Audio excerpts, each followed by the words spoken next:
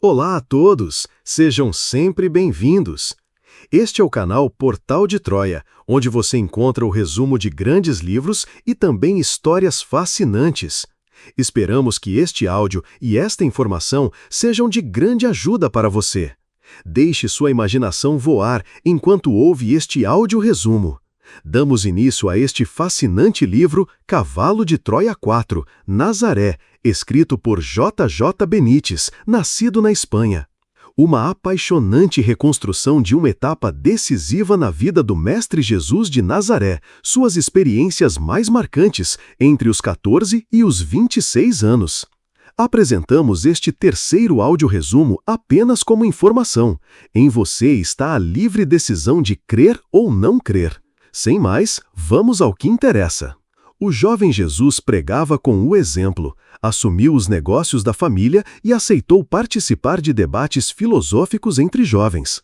Essas reuniões devolveram parte do prestígio que havia perdido devido aos conflitos com os zelotes. Jacobo comentou: "Então você não conhece a história de Rebeca?" Ele também ouviu que Jesus era bonito, alto, forte, prudente, brilhante e que uma jovem havia se apaixonado por ele. Rebeca era 2 anos mais nova que Jesus. Seu pai era um dos homens mais ricos da região. Miriam, com prudência, quis se certificar primeiro. Disse: "Os homens às vezes são tolos, meu filho."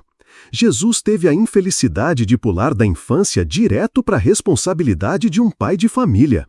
Isso não estava nos planos iniciais dele, mas ele era agora o chefe e o sustento da casa. A senhora comentou que uma mulher apaixonada é capaz de tudo. Disse que Rebeca se parecia com ela mesma, leal e obstinada. Ela teve uma longa conversa com a jovem. Rebeca foi sincera, amava Jesus, sabia o que queria e estava disposta a defendê-lo com unhas e dentes. A senhora confessou que admirava pessoas que lutam pelo que desejam. Por fim, foi obrigada a contar a verdade. Jesus era o filho da promessa. Um casamento com ele poderia pôr em risco sua gloriosa missão. Rebeca era atenta e sabia ouvir. Nisso se assemelhava muito a Jesus. Era sincera, difícil de se dobrar e, mais do que nunca, decidida a compartilhar o mesmo destino dele. Disse: "Serei a esposa de um chefe nacional, compartilharei sua carga." Em outra conversa, Rebeca percebeu a crise financeira da família da senhora. Disse que o dote não seria problema, sua família estava disposta a ser generosa. Mas mesmo com gratidão, eles não aceitaram. A senhora disse a Jazão: "Sabe o que é pior que uma mulher tola? Uma mulher apaixonada." Jazão soube que Rebeca estava disposta a tudo. Ela convenceu o pai a conversar com Jesus. O homem ouviu Jesus atentamente, mas terminou a conversa e terminou as aspirações da filha dizendo: "Ele é nobre demais para nós." Rebeca nunca se casou, recusou todos os pretendentes. Seu amor por Jesus só cresceu. Diferente de muitos, ela compreendia a missão dele. Seguiu-o discretamente. Foi uma das primeiras a crer na grandeza do Mestre. E também esteve muito próxima da cruz. Naquela época, uma mulher que expressasse seu amor por um homem em público era julgada severamente, a menos que se casasse. Desde os 19 anos, o nome de Jesus passou a ser ligado ao de Rebeca. Por causa disso, o relacionamento entre Jesus e a senhora se aprofundou em diálogo. Jacobo, com simplicidade, perguntava se havia bolinhos e contava que Jesus teve que vender sua harpa. O comprador foi Ismael, conhecido como o Salgueiro. Esse gesto evitou que a casa fosse embargada. Jesus dizia: "Pense no bem, pois o Pai só tem memória para o que é bom." Amava a natureza e todas as formas de arte. Como bom leonino, era audaz, generoso, alegre, com grande senso de humor. Era justo, respeitava as ideias alheias e tinha grande desejo de viajar. Bastava sair de Nazaré por algumas horas e ele já se transformava. Na primavera, partiu sozinho para Jerusalém. Estava inquieto. Juntou algum dinheiro e foi hospedado por Lázaro. A senhora o aconselhou a levar uma arma. Ele respondeu: "Mãe, que escudo melhor que o céu azul de meu pai." Na casa de Lázaro, quebrou-se a lei de Moisés. À mesa havia apenas pão ázimo e vinho com água. Jesus os chamou de pão da vida e água viva. Ele sempre dependia do Pai para os assuntos importantes. Para ele, só existia o presente. A relação com os Zebedeus surgiu após a venda de uma casa da família. O terceiro filho da senhora passou a trabalhar como aprendiz de carpinteiro. Jesus costumava dizer: "Nunca fomos pobres." Ao completar 21 anos, viajou novamente a Jerusalém com seu irmão José. Jasão comenta que, na primeira visita à Cidade Santa, Jesus despertou para a realidade de um Pai nos céus. Daquele momento até o retiro histórico na montanha de Hermon, no verão do ano 25, Jesus soube quem era. Sua autoconsciência divina foi um parto lento, gradual e doloroso, de 31 anos de gestação. Naquela noite, encerraram a conversa com a oração do Shema. Santiago perguntou a Jasão onde dormiriam. Ele respondeu: "Na estalagem da rã." Santiago não gostou, mas o acompanhou. No caminho, viram 2 capangas correndo. Ao chegar, Jasão encontrou o quarto arrombado. Haviam roubado as 12 ampolas de medicamentos cuidadosamente escondidas. Aquilo o preocupou muito, precisava recuperá-las. Mais tarde, Jesus chegou a um bar. Uma das mulheres se aproximou com um perfume forte e rebolado provocante. Jasão quase espirrou. Perguntou pelo estalajadeiro. Era o próprio Ram, que hesitou ao vê-lo. Isso bastou para Jasão desconfiar. Ele percebeu que havia um esquema de fraudes postais com tinta simpática, uma técnica que fazia os textos desaparecerem. O Ram e seu cúmplice ficavam com as mensagens e refaziam os conteúdos para enganar. Mais tarde, o Ram embriagou o mensageiro, que acabou caindo em cima dele. A taberna virou caos. O Ram espancou uma das mulheres e Jasão interveio com punhal em punho. Para intimidar, mostrou ao estalajadeiro um papiro. O Ram, assustado, guardou a arma e propôs um acordo. Jasão exigiu saber quem ordenou o roubo. O Ram escreveu: "Ismael, chefe do conselho." Jasão voltou ao quarto, trancou a porta com a vara de Moisés e finalmente dormiu. Mas o descanso durou pouco. Na madrugada de 26 de abril, foi acordado por uma das mulheres a quem ele havia ajudado. Ela o alertou e o levou para outro lugar. 5 homens invadiram seu quarto, mas ele conseguiu escapar pela janela. Antes de fugir, deu a ela algumas pepitas de ouro. Ela sorriu e disse: "Meucarte te abençoe." Jasão lembrou das palavras do mestre: "Os problemas, um por vez." Resolveu procurar o salgueiro. Um dos capangas o reconheceu e o levou até a casa. Lá dentro, tudo era luxuoso. O salgueiro, ou Ismael, reconheceu que talvez ambos tenham cometido erros e ofereceu hospitalidade. Durante a conversa, Ismael disse que Jesus teria sido melhor se tivesse se casado com Rebeca. Jasão retrucou: "Você também não se casou." A tensão cresceu. Ismael criticava Jesus com ódio, dizia que violava o sábado, zombava dele na escola e se dizia rei dos judeus, inimigo de César. Mesmo assim, fizeram um acordo. Jasão não sofreria represálias se avisasse sobre os movimentos da família da senhora. Ismael prometeu devolver o que havia sido roubado. Na noite seguinte, durante um jantar, Jasão perguntou casualmente pela harpa de Jesus. A mulher de Pôncio Pilatos teria tido um sonho com Jesus e a harpa pouco antes da crucificação. No dia seguinte, Jasão visitou a casa da senhora. Santiago contou que o Zebedeu ainda não havia retornado. Ao subir para o terraço, Jasão ficou chocado. A senhora estava sentada no chão chorando. 15 pombas jaziam mortas. Ela interpretou mal a frase de Ismael sobre poucas pombas aproveitarem a liberdade, achou que era um aviso. Queria denunciar, mas Santiago recusou, não havia provas. A senhora pediu para enterrar as aves, uma a uma, beijando cada uma como se fossem suas filhas. Chorava. "Minha pequena Pinta, minha querida enamorada, descanse em paz." Mais tarde, Jasão, Santiago e Jacobo ouviram um cântico estranho. Seus companheiros indicaram que eles se escondessem em uma caverna próxima. Em um cemitério, viram a lápide de José que dizia: "Não desaparece o que morre, apenas o que é esquecido." E assim, a busca por respostas continuava. Enquanto estavam na fonte, foram interrompidos pela chegada de uma mulher montada numa burrinha. Jazão a ajudou a ajeitar a alforja e pediu, com delicadeza, que compartilhasse qualquer informação sobre o CBB. "Farei o que puder", respondeu ela antes de se afastar. Logo depois, Jacó e Tiago saíram correndo em direção à casa. Lá, a senhora se dirigiu a Jazão, chamando-o carinhosamente de "meu anjo salvador, desajeitado e voluntarioso".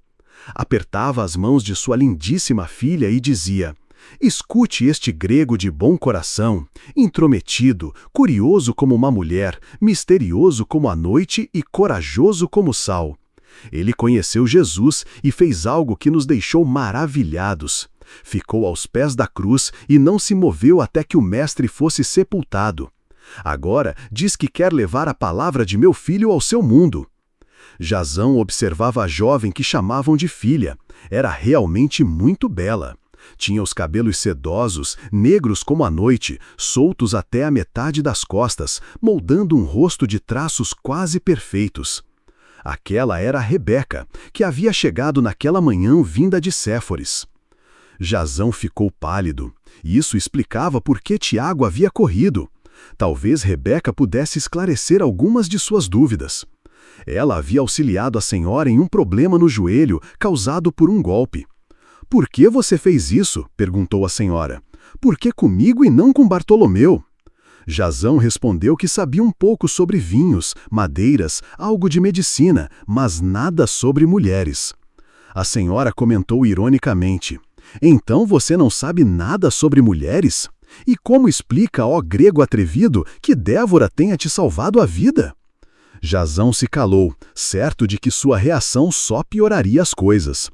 Rebeca então declarou: "Jesus nunca me amou, pelo menos não como eu gostaria, ou como qualquer mulher desejaria." A jovem tinha longos cílios e continuou: "Desde que confessei meu amor, soube que tudo estava perdido. Eu tinha 19 anos, ele 17. Agradeceu minha sinceridade, mas disse que primeiro estavam os seus. Exigi saber quem era a minha rival, mas ele respondeu que não preferia nenhuma de nós. Disse que queria fazer a vontade de Adba, seu pai. Ao segui-lo, percebi que a tola era eu." Rebeca concluiu emocionada: "Amei o homem mais grandioso da terra." Jazão, tocado, perguntou: "Em que momento você deixou de amá-lo?"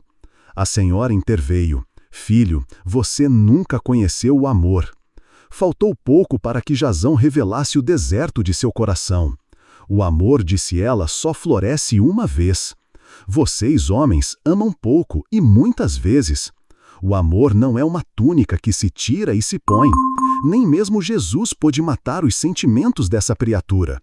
O amor se alimenta da esperança." E Rebeca completou: "Foi a esperança que me sustentou, que alimentou meus sonhos. Pouco importa que não tenha sido correspondido." A conversa prosseguiu e a senhora comentou sobre os 22 anos de Jesus e sua estadia em Séforis. Simão uniu-se ao irmão Tiago no trabalho na pedreira. José assumiu o ateliê, enquanto Tiago se especializou em trabalhar com pedra. Jesus e Tiago se entendiam com o olhar. A mudança para Séforis foi justificada por razões econômicas, mas o que Jesus realmente queria era viajar. Adorava isso, mesmo que fosse só até o alto da colina.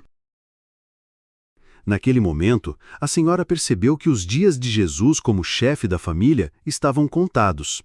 Tiago assumiria o papel. Jesus prometeu aos irmãos que o obedeceriam em tudo. Isso deu a ele mais liberdade.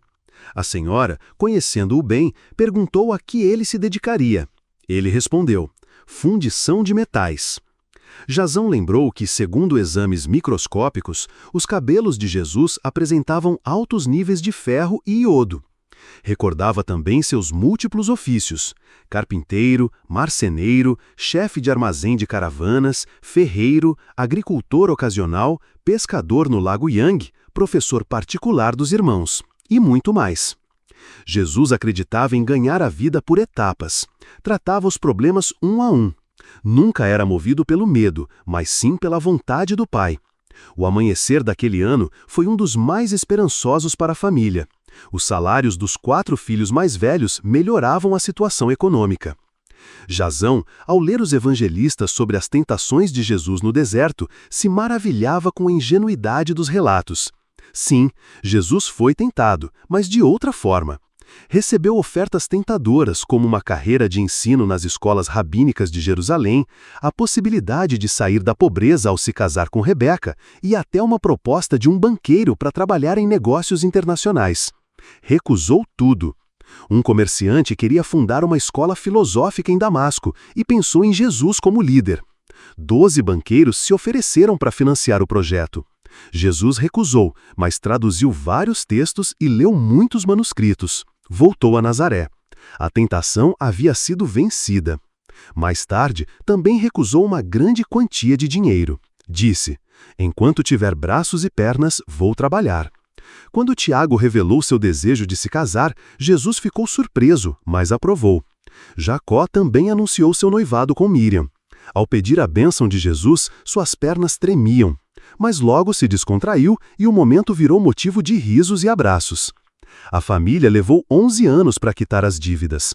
3 meses após os compromissos matrimoniais, Jesus levou seu irmão mais novo, Judas, a Jerusalém. Lá, encontraram Lázaro e presenciaram um soldado insultando uma moça judia. Judas reagiu, foi preso e passou a Páscoa numa cela. Jesus interveio junto ao magistrado e conseguiu libertá-lo. O juiz o advertiu: "Cuide de seu irmão." A senhora comentou: "Eu teria feito o mesmo." E o juiz acertadamente previu que aquele menino causaria muitos problemas.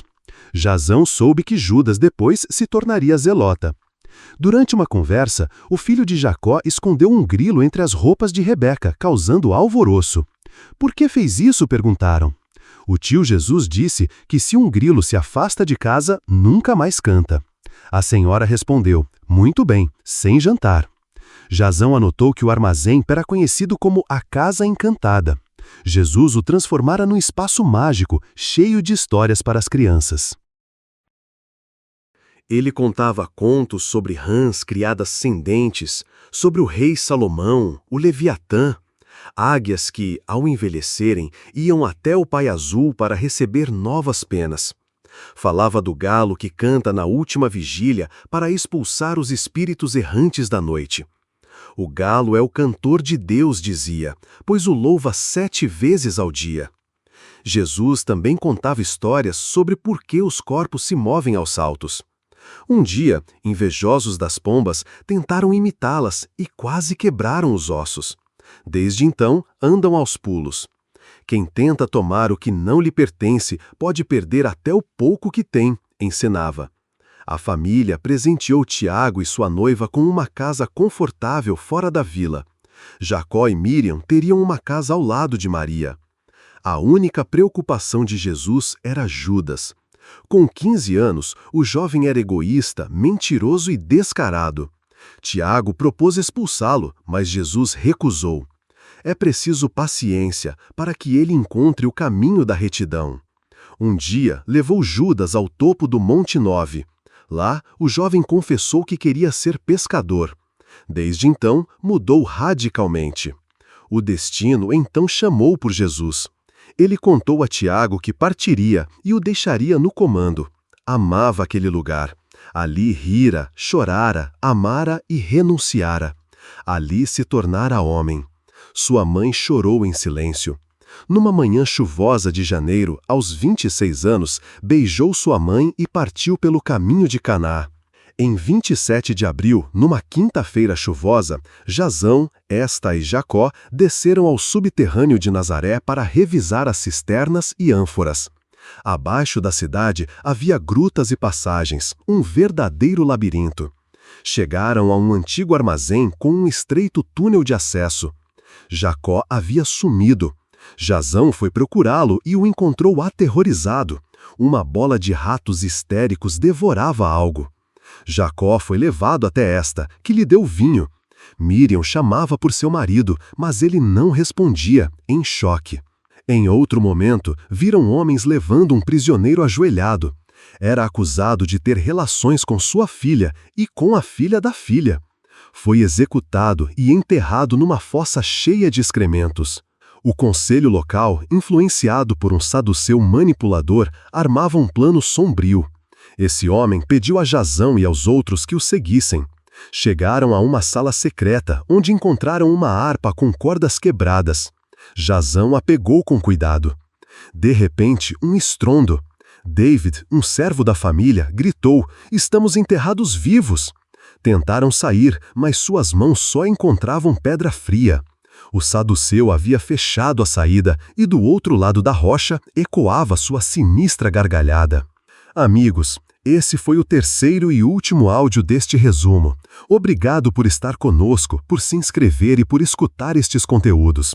A sua presença aqui nos motiva a continuar compartilhando resumos de grandes livros, com o desejo sincero de que você se apaixone ainda mais pelo maravilhoso mundo da leitura. Nos encontraremos novamente, não perca! Muito obrigado pelo apoio e por compartilhar este conteúdo. Até a próxima!